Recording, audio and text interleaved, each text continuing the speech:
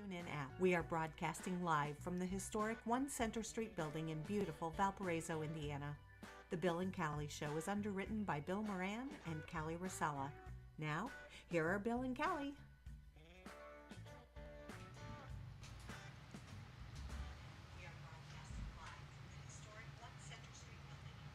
Good morning. This is Bill Moran and Callie Rosella on the Bill and Callie Show. We wish you a good day. We're pretty excited about the two guests we have with us today. We have Julie Lauck, Dr. Lauck, who's the superintendent of Valparaiso Community Schools, and the one and only Sheriff Dave Reynolds. So welcome to the show. Thank you for having us. Glad that you both can come talk to us today about this very important topic. It's very timely and very important. I just want to tell folks that are joining us first time that we are a show about covering people, events, and news in the Lake County, Porter County region, if you will, and the Chicago area, and what we like to say, beyond. And beyond. That could be intergalactic as well. You never know. Yeah. So with that, we again would like to welcome our guests to our show. And just want to start out the conversation with some interesting statistics that are sad, but they are statistics. Now, the numbers I'm going to give you are related to 2018 only. And these are categorized from the CDC, various state agencies, and an average of all. And the dangerous thing about these numbers I'm about to relay to you that are related to school violence are probably most of them, but not all of them. Some go unreported, and that is yet another issue. So far in 2018, there have been 38 instances, major instances of school violence. As a result, there were 42 deaths of faculty or students this year alone. 42 faculty or students this year alone. Besides that, there were 81 injuries of faculty or students alone, and this is only in 2018. So you're talking not even 9 months, basically, almost. Right, right. So scary, but that's why we're here today, and talk both about what's being done at the local level, hence we have Dr. Lauck here with us to talk about what's being done, and typical of a school in the area, but specifically Valparaiso Community Schools. And Dave Reynolds here is, of course, to talk to us about what is being done with the county and the initiatives the county has. Then we're also going to get beyond that and talk about what's being done at the state level. So with that, what I'd like to do is, let me make sure all of our technology is plugged in. I think it is. I think so. Amazing, isn't it? I know. Wow, I'm scared. Okay, so with that, I'd like to start the conversation off. If both of you can give us a bird's eye view of what's being done locally and at the county level to assure student safety within the schools. I can talk about the school first. From a Valparaiso Community School standpoint, of course, being involved in the county Safe School Commission has always helped. But we are, a year ago, we hired a director of safety and security who focuses 100% on safety and security. And we are starting to do a lot more with our drills, and where we are using scenarios or tabletop exercises, if you will, both with staff and with students, so that we are empowering our students and our staff to think of multiple avenues of keeping themselves safe in an emergency situation, and not just active shooter, but tornadoes, or, for elementary kids, scary people walking by the bus stop, or, as we just had the other day, a suspicious car. So we are very focused on safety and security. The state only requires us to have one safety specialist per district. And right now, Valparaiso Community Schools has 17, and we have 13 people who have signed up to go through the program this year. And yeah, it is. And it's not just principals and, our SROs. It's, we now have secretaries wanting to go. We have custodians wanting to attend, aides. So it's a gambit of different levels in our school district who want to be safety and security minded. It goes without saying, and of course, the media has really impounded upon us with everything that's been happening out there. And that's one thing I forgot to tell about. Thing is, as I was going over these statistics, there were a number of them that showed up here that never even made it to the media. Las Vegas, there was a school shooting in Las Vegas. An 18-year-old student was shot at Canyon Springs High School. You folks just a few days ago. Yeah, just on September 11th of all days. Right.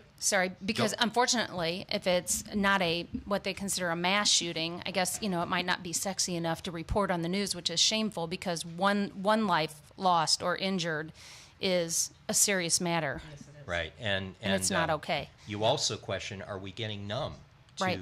this, and is it becoming more of a local news issue? And that's a shame because I think this is something we constantly need to have in front of us. Agree. So, well, getting back to you folks again, because it's all about you, not about us, right? Right. Thanks Not for today, at least. No. Yeah. So, talking about that, and I didn't mean to cut you off, but that's one point I did want to make. So, at the local level, there's a lot of training going on, a lot of availability of training, active shooter training, taking kids through scenarios, which is important. But you also participate at the county level on the community, and that's where, Dave, I want you to come in and talk about what the county is doing to assure school safety countywide. Well, I think I got involved in the Safe School Commission when I came back this last time. So I've been in the president, and Julie's the vice president of our Safe School Commission. And I think I can't really say enough about Julie, Dr. Lauck, as far as her leadership and what she's brought to the table. I mean, I know she got her doctorate in school safety, so it's kind of, why reinvent the wheel? If she understands certain things, then those are, and certain approaches, we need to pick her brain at all times, which we do, and I think that's important.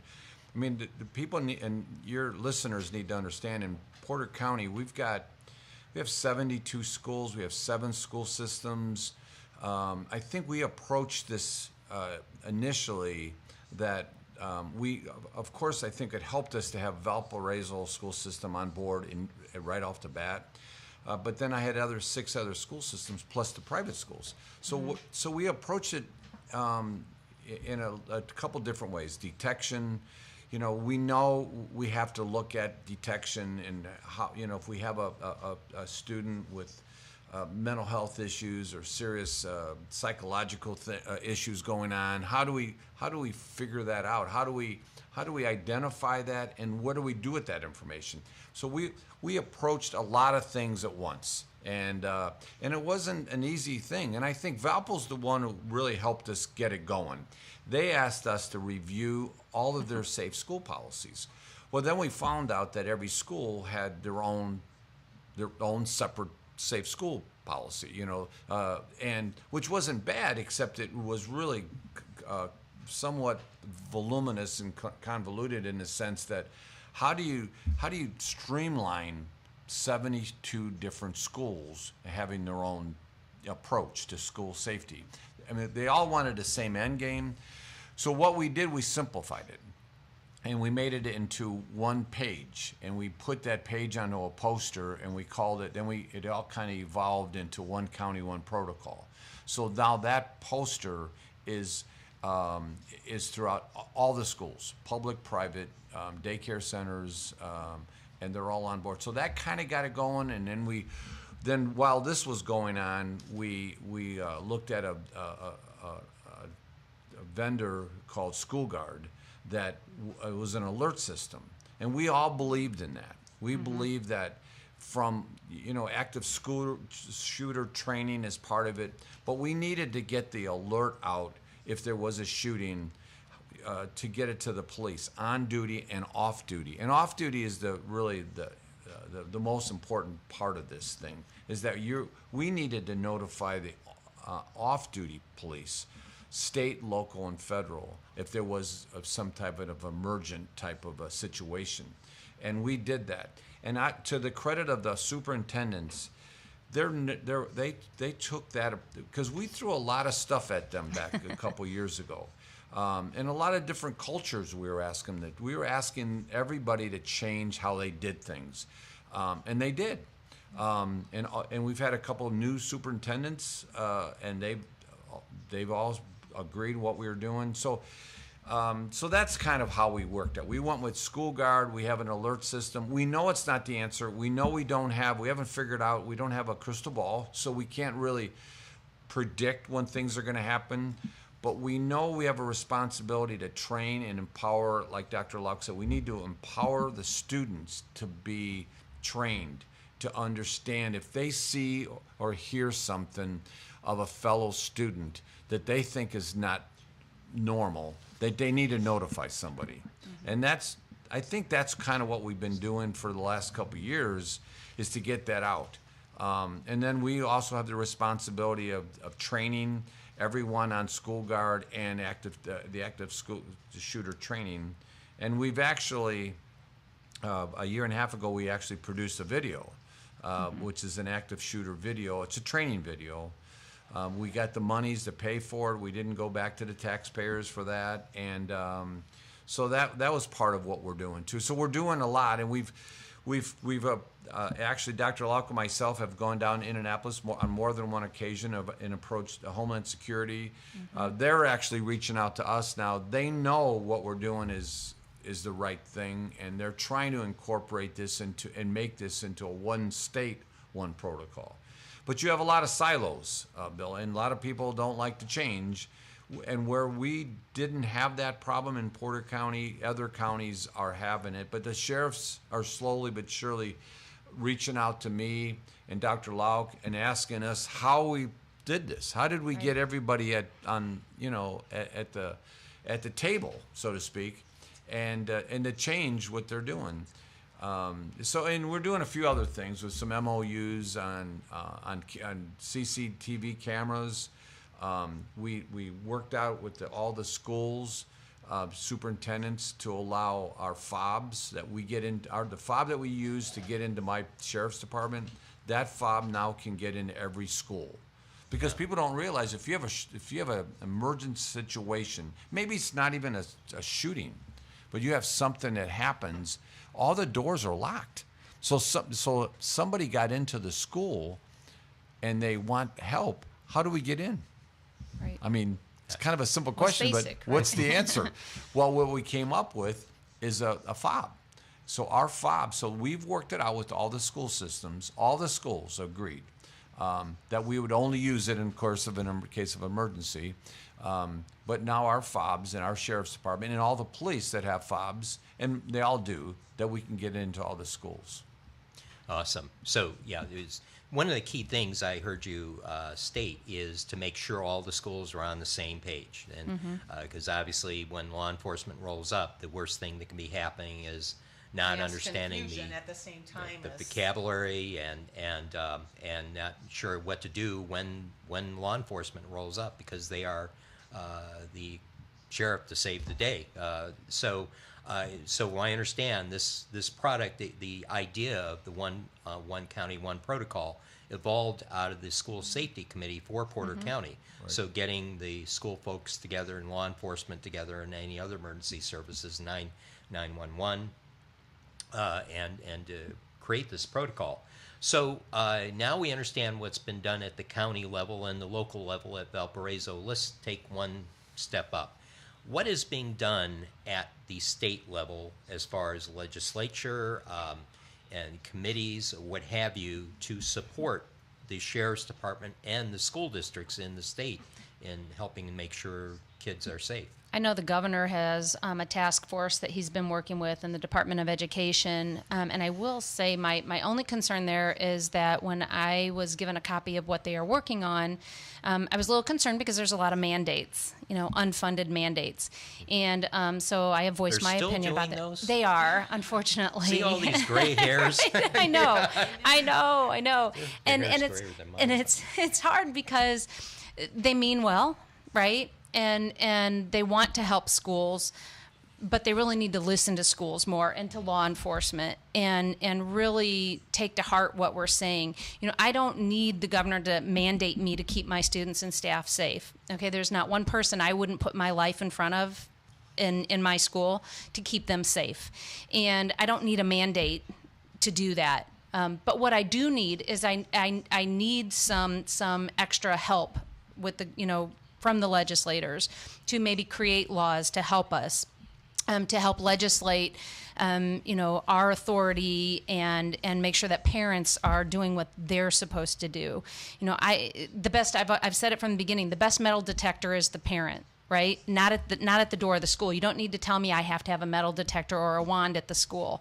Why don't we help work with parents and give the school some authority on working with parents or mental illness and give me some funding to get my own school psychologist so that we can do our own threat assessments.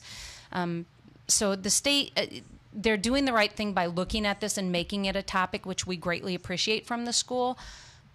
But I think they need to listen a little more to folks like us. Frontline folks. Exactly. Yeah, exactly. And I do want to talk about some things that I've heard about coming up at the state, which one we talked about at one of the past shows that I don't want to say is disturbing, but it's kind of like, gosh, we're spending money on that. But so if you don't mind, let's talk about some of those so you could give your own opinions about what the state was thinking on this, if they were.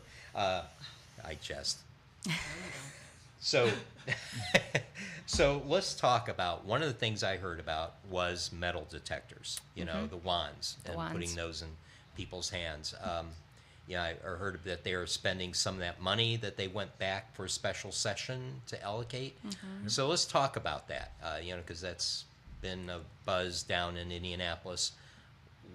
How do you think those can be used to create safety, or are they a bad idea? Okay, this is my opinion, and Valpo chose not to take those because, again, I would much rather see the state government spend money on helping us with a school-based psychologist. The sad reality is I don't have the manpower to wand 2,000 students as they enter through one door in our school. And I've also said, let's just say, if I have a student coming in with a weapon, they have the upper hand on me because they know they're coming in with a weapon, right? If I have someone standing at the door using their dominant hand with a wand and they know that they're getting close to that weapon, whether it's a knife, gun, whatever, that student has the knowledge before my employee does to grab that weapon and do harm. And their dominant hand is now occupying a tool. It would be so much better if I thought I had a student who was at a risk for safety to do a pat down, do a proper pat down, because then both my hands are free and I'm able to help get that weapon off of that student or stop something from happening sooner, or the SRO or whomever. So I just had real issues with them doing that. And again, yes, I think it was well-meaning and well-intended, but they didn't ask us. Right. I contacted them downstate, and I know some people on that committee that are friends of mine, and no one ever gave me an answer. Why they spent $500,000 on wands that, from what I'm hearing from most of the schools that I'm involved with, didn't want them. So that's a problem. I mean, why would you spend $500,000? And we all know we need an alert system. I mean, if we can have a statewide alert system, that would be amazing. I mean, you have to look at school safety and look at it from a lot of different perspectives. One, detection. A school psychologist. Somebody. And just educating and changing the culture of notifying someone if the students hear something, and that's a major part of it. And the other part of it is active shooter training, okay, for staff, school, students. That's a big undertaking, especially with a school system like Valparaiso. But then you have, on the law enforcement side, you need to be alerted if something happens. What the problem they had, and we had the Noblesville police chief up here at our last safe school meeting. Okay, now here's a guy that had a shooting last year where a teacher was shot 3 times and a student was shot 3 times. And they took the gun away from the kid in about 7 or 8 seconds, and all these policemen showed up, and then so someone says, well, we don't really need an alert system. They called 911, and all these policemen showed up. Well, the problem is, and the police chief of Noblesville agreed to that. He supports an alert system because he knows what happened in Noblesville was an anomaly. It's not going to happen there's 92 counties. There's counties that are huge counties with hardly any police that all have schools. That if that happened in one of those counties, it wouldn't be 15, 20 seconds or a minute be having 200 policemen. So you need to notify. You need to have a system to set up to notify. So what I'm saying is you have to approach school safety. You can't just do it in one little silo. Okay, we're going to do it this. We're going to give $500,000 for wands, and we're going to make our school safe. Man, there's so much more to it than that. You need to look at this from a holistic perspective of how do we really keep these schools safe. And if you don't approach it, because I know right now, and it was a good question you asked, the legislators now know they need to do something. They're not really so sure on what to do right now. And it's up to the Sheriff Association, the FOP, the Chief Association, law enforcement needs to stand up and tell them what we need. And then they need to listen. But the problem is they had this task force, and I'm not really sure where they were getting all their information. And I think that's kind of the problem. And they came up with this, 200-page document or whatever, and there's a lot of people that had a lot of problems. There's a lot of good in it, okay? I mean, they put a lot of thought and effort in it, but it all boils down to, and the governor's actually trying to do the right thing. But the governor needs to figure out what direction they need to do, because if the governor calls his legislators, they can get something passed, and I think that's what you're going to see. You're going to see some better legislation in Indiana. One thing about Indiana, it's different than maybe Illinois, is that there's money down there. They need to figure out how to spend it right. They're not in the hole like some of these states are. They do have some money, and they need Homeland Security is on board. We communicate with them quite a bit through the state, and they know that they need to stand up. Dave, not to interrupt you, but talking about keeping people safe, you may have to keep me safe if I don't take care of business. Do a station break. So with that, we will take a short break here, and we'll be right back with you within a minute.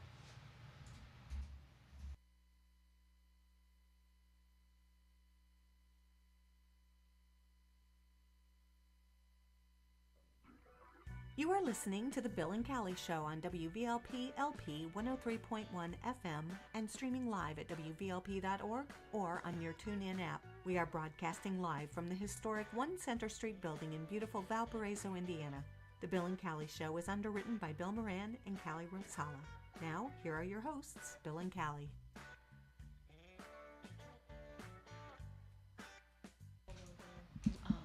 Like the police chief from... All right, we're back. And didn't mean to interrupt you, Dave, but we do have to take care of business. So talking about the legislature again, we do have a surplus, which is good because we go the state over. My gosh, it's nearing the national debt. So I guess the other question I have for you, we talked about metal detectors and whether they're good or bad. And, I guess some eyes, logically speaking, is, what if they do find a gun? I mean, you have a person who's not necessarily trained, but let's talk about the person that is trained, the resource officer, who's ideally there should be one in every building. I don't think we can disagree with that. But how are we doing on getting resource officers? I heard Valpo has a couple more resource officers, great. And how is that going, though? Dave, I guess you have a good handle on that from the county's perspective. Well, you want to tell you what you're doing in Valpo, and then I'll tell them what we're doing in the county. There you go. So in Valpo, we added an SRO. So now we have one at the high school and one at each middle school. We only had 2 before. Now we have 3 SROs. And the 2 SROs at the middle school also have adopted for each of the elementary schools, so they're kind of the liaison. But we also have, thanks to Chief Ballin with Valpo PD, he's using some of his overtime budget, and we have off-duty officers who are coming into our elementary schools on a regular basis, just coming in, walking through, talking with the kids, making their presence known. It's very random, which is exactly what we want because we don't want a pattern, right? And so we're very blessed to have that relationship not only with the sheriff but with our chief of police as well to offer us those extra resources. And we have great SROs. Yeah, you do. And one thing when I was with the schools, they had a similar program, but for some reason they stopped it. In talking with the students, they had some of the off-duty police officers come through the building, and I'd have one of my student aides come up to me and said, "What's going on? What's wrong?" I said, "Well, did you do something wrong? They're probably looking for you right now." But there was, this actual conscious effort by the students to be conscious about what they're doing. And then you've got to feel that, they see that officer, they feel safer in a way. And so that speaks a lot. Unfortunately, the funding for that is always the issue. And I know, Dave, you've worked downstate to maybe less metal detectors and more resource officers. And I think that's what they're looking at. I mean, with just a little history, when I became sheriff the first time in '99, we had no SROs in any of the schools. I had, when I was a police chief, we put one in, but I don't think it was even paid. I think they just showed up as more of a liaison thing. And of course, '99 it changed things around. That was when Columbine hit, and then at that time we assigned an officer working days to the schools. So, but you have to understand, I have at that time I had East Porter, I had Union, and Boone in the county. So we assigned officers to those school systems. Now, what happened was they liked it. The principals, the students, everybody liked those police when they got there. And they started calling these guys when they had problems, and they were still working. So then we knew we had to change things up. And how it evolved was the school systems then found the money to have full-time SROs. And it went from 1 to 2, and now, like, for example, in Union, we started with 1. They have 3 full-time SROs in the Union township schools. We have 2, I think 2, and they're working on 3 or they have 3 now in Boone. So now I have 3 in Boone. And now we just took over, in August, we took over the school resource officers in East Porter. But our model is a little different than Valpo. I'm not saying it's better or worse. It's just the way we don't have the manpower to make them full-time. There's always someone there, but we'll have Couts, Morgan, and Washington. And we'll take Couts in January. So look at all those school systems that want full-time policemen. Well, I don't have enough policemen to make them all full-time. But what they do is we opened it up to the state police, the DNR, and a couple other departments that wanted to do work part-time. And so we have guys that work mainly in their own school system, and they do 2 or 3 days a week when they're off. And we've done it for years, and they love it. And there's different philosophies. If you have the same guy there, that's good. You build, they say rapport, I say relationships, and I'm not saying that's bad. My argument is that if you don't have one guy in there, you might have 4 or 5 guys in there, and then it helps our department. Because if you lose an SRO, like my department's like 66, 67 guys. So if 2 or 3 guys are working as SROs full time, or 4 or 5, you never see those guys. They do a good job. They're still members of our department, but they don't really interact with the rest of them. With the way we got it set up, is that they interact with our guys every day. So if they need anything, they know we have 2 or 3 guys in the detective bureau. If they have a situation where they need to interview a lot of people, it just seems like it's been working out real well. And the feedback I'm getting is that from the schools is they like what we're doing. They like to see the different guys, and they build up relationship with them. And now I know you read in the paper that we've now took over Portage. It's something we solicited East Porter. I won't make no bones about that. We wanted it because 2 of those school systems are in our jurisdiction. We thought we could give them more bang for their buck, so to speak. Those are our responsibility. We wanted to be in those schools. We didn't really reach out to Portage, but it was a situation where they didn't have anybody. They were having a situation what they were doing, and I'm not going to get into it because I don't know what the situation is, but they wanted us over there. So as a sheriff and as the head of the Safe School Commission, I couldn't say no to them.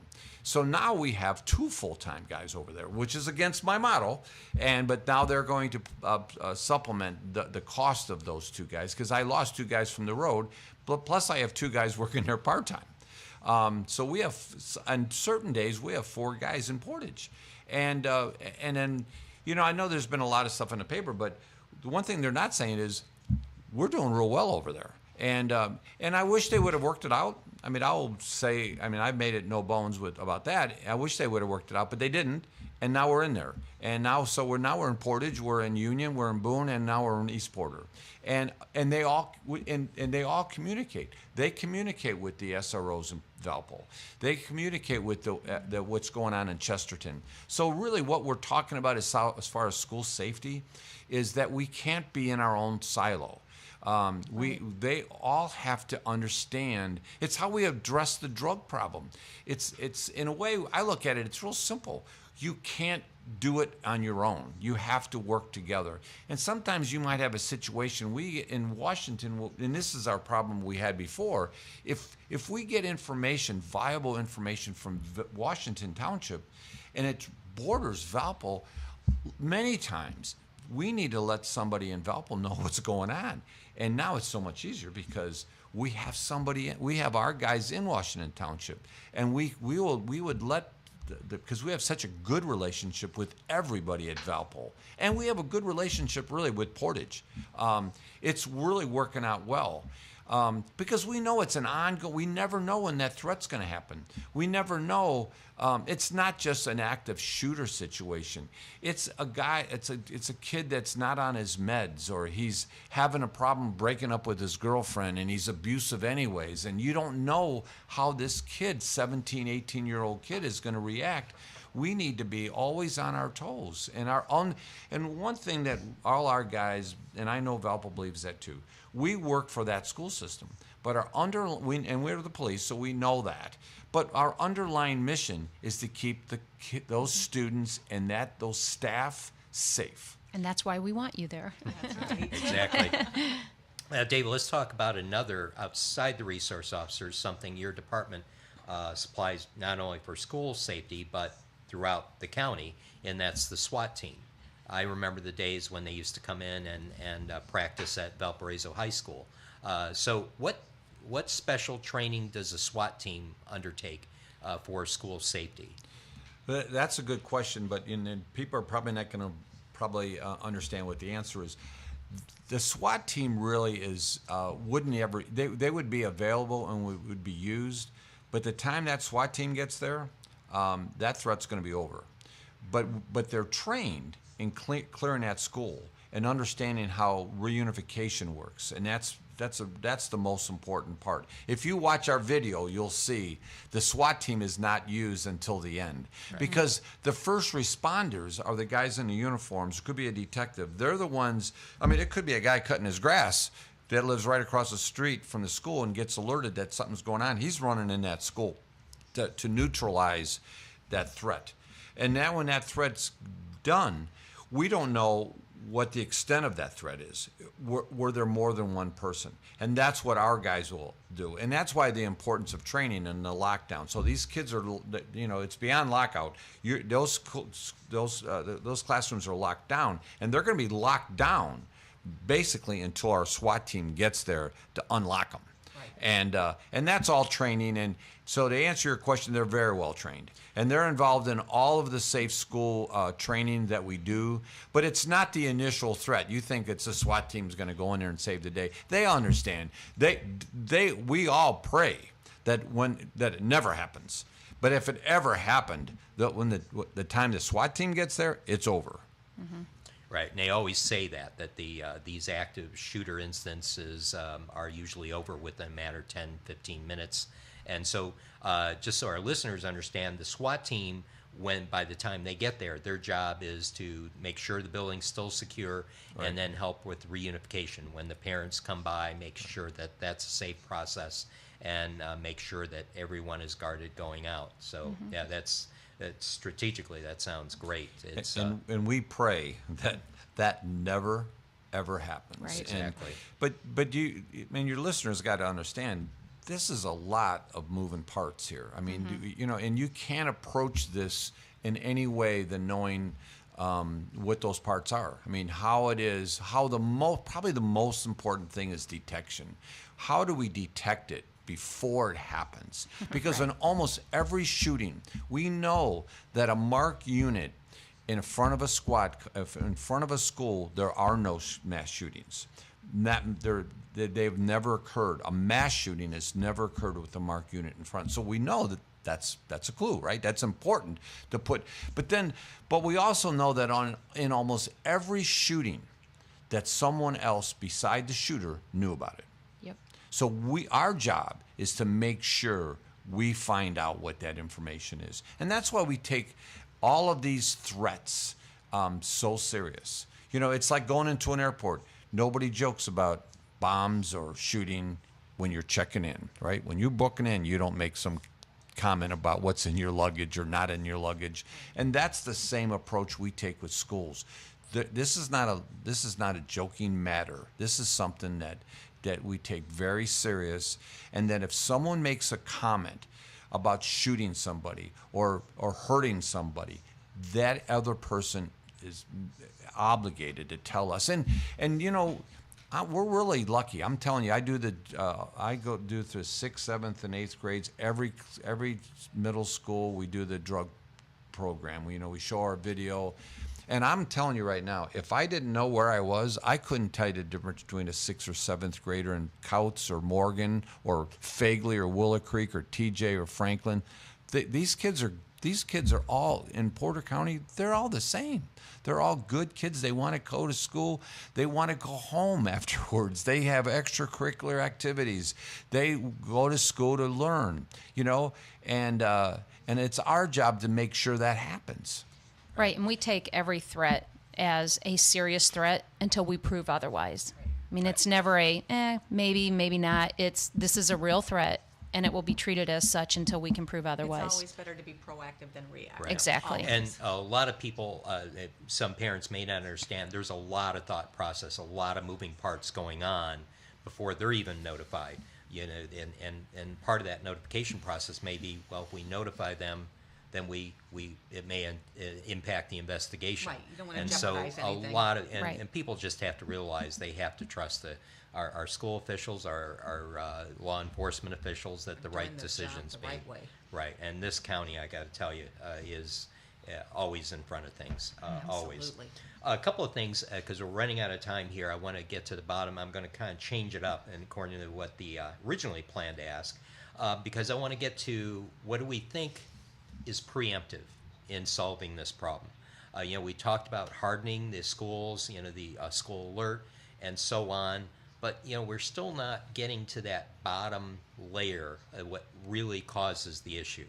And we're dealing with a completely different society than when we grew up. And I always tell people I would love to find out who wrote the Sandlot, because that was my neighborhood. I want to find out. Great movie. I have a feeling I knew who wrote, but nonetheless. But yeah, it was just a wholesome environment. Today, not so much. Kids are exposed to a lot of different things. What do you think? So it brings up Truly.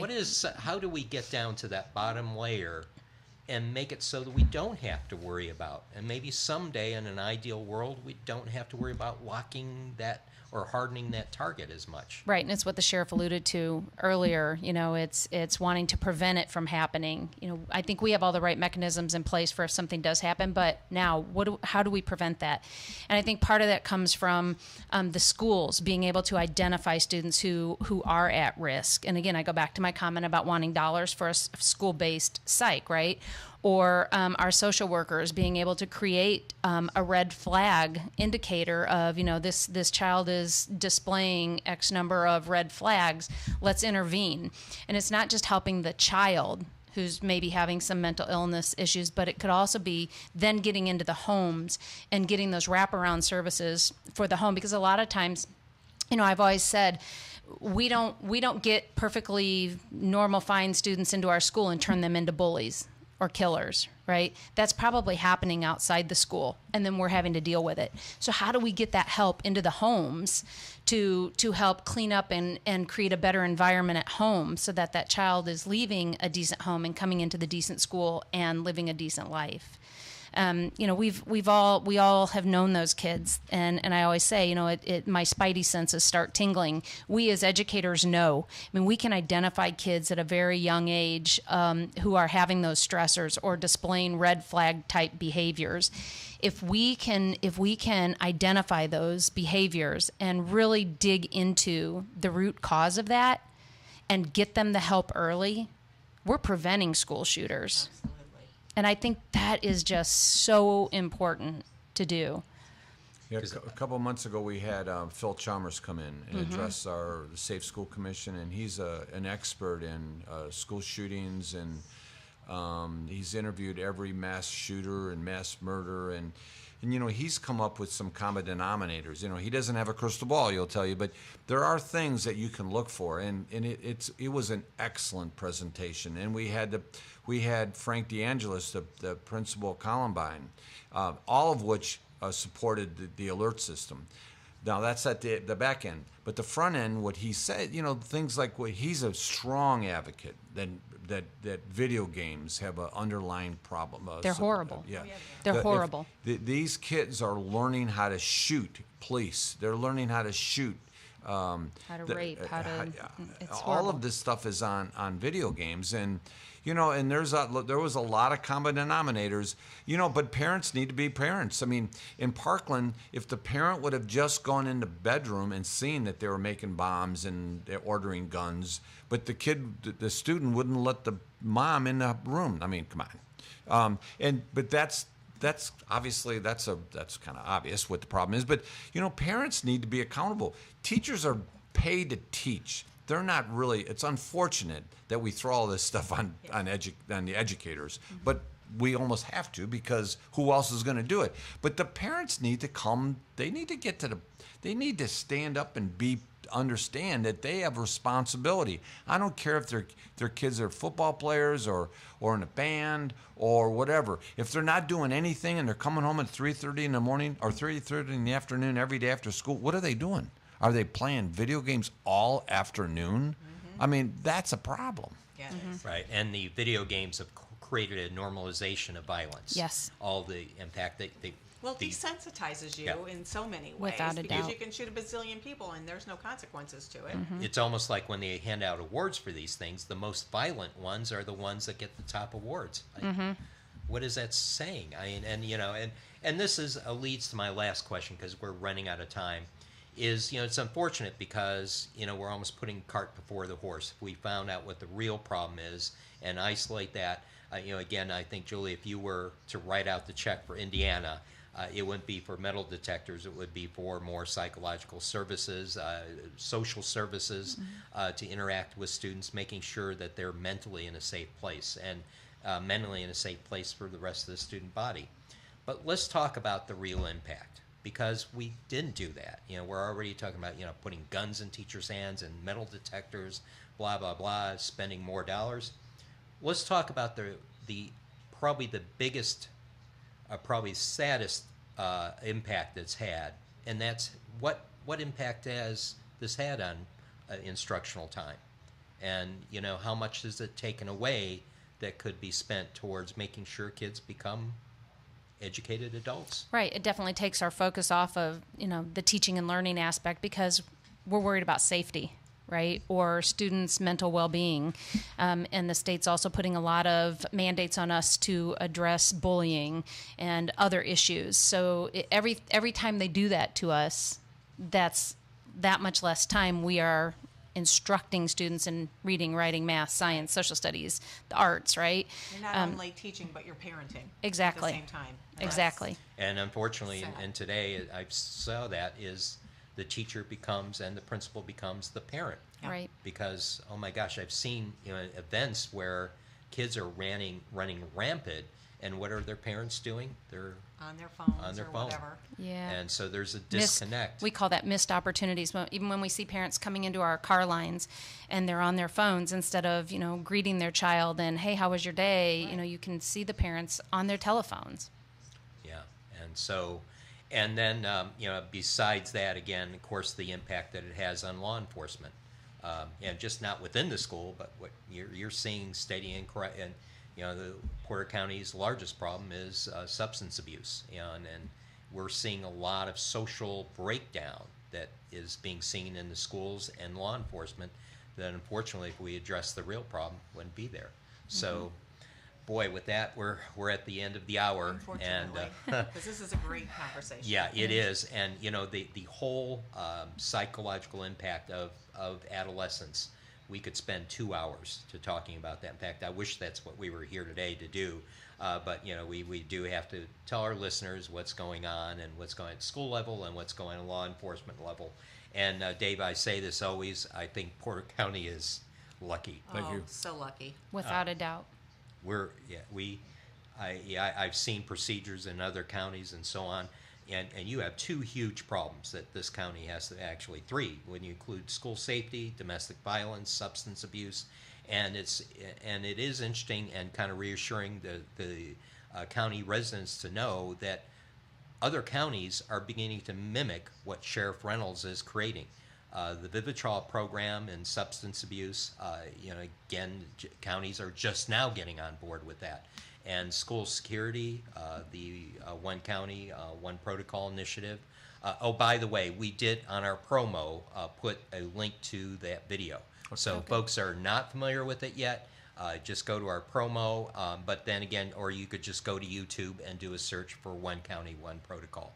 And with that, we'll just wrap up the show as we have to get ready for our Spotlight on the arts, spotlight on the arts. So with that, again, Dave, thank you. Julie, thank you. Thank It's you. nice Thank seeing you you so again. much. We appreciate it.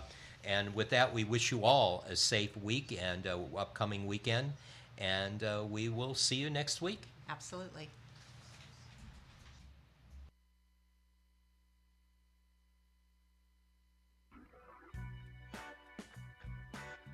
You have been listening to The Bill and Callie Show on WVLP LP 103.1 FM and streaming live at WVLP.org or on your TuneIn app. Broadcast live from the historic 1 Center Street building in beautiful Valparaiso, Indiana. The Bill and Callie Show is underwritten by Bill Moran and Callie Rosella. This show will be rebroadcast on Saturday at